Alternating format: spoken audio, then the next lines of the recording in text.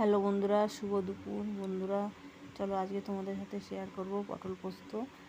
তো দেখো কিভাবে আমি বানাই পটল পোস্তটা। এই যে পটলগুলি দেখতে পাচ্ছ, এগুলি ভালো করে ছিলে নিয়ে যে কেটে দিয়েছি। এরকম টাইপের কেটেছি যাতে মশলাগুলি এর মধ্যে ঢোকে, তাহলে নুন মশলা ঢুকলে খেতেও ভালো লাগবে। আর এই যে পটলগুলি নুন হলুদ মাখিয়ে নিলাম, দিয়ে কড়াই তেল দিয়ে পটলগুলি একটু লালচে লালচে করে ভেজে নেবো। দেখতে পাচ্ছ ভাজা হয়ে গেল পটলগুলি। এরপর কী করব, পোস্ত আর কাঁচা লঙ্কা বাটবো, আর এখানে পেঁয়াজ কুচিয়ে নিয়েছি। এবার কড়াই যেটুকুনি তেল ছিল ওই তেলটার মধ্যেই পেঁয়াজটা দিয়ে দিলাম। আমি কোনো কিছু সোমবারে দিই না, ফোড়ন দিই না, কেননা ফোড়ন দিলে পোস্ত ভালো লাগে না খেতে, ওই জন্য ফোড়নটা দিই না। এবার পেঁয়াজগুলি লালচে লালচে হলো, ওর মধ্যে সামান্য নুন আর হলুদ দিয়ে দিলাম। দিয়ে দেখো ভালো করে নাড়াচাড়া করে পটলটা দিয়ে দিলাম।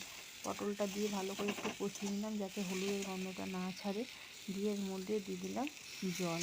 জল বলতে পোস্তর বাটিটা ধুয়ে দিয়ে দিলাম, তার মধ্যে দিয়ে দিলাম ধনেপাতা, দিয়ে তারপর ঢাকা দিয়ে রেখে দিলাম কিছুক্ষণ। এর মধ্যে দিয়ে দেবো কাঁচা সর্ষের তেল আর একটু মিষ্টি। তোমাদের সেটা দেখানো হলো না, তা তোমরা অবশ্যই কাঁচা তেল আর একটু মিষ্টি দেবে, নাহলে ভালো লাগবে না খেতে। দেখো গরম ভাতে খুব সুন্দর লাগবে, তোমরা অবশ্যই একবার ট্রাই করে দেখো।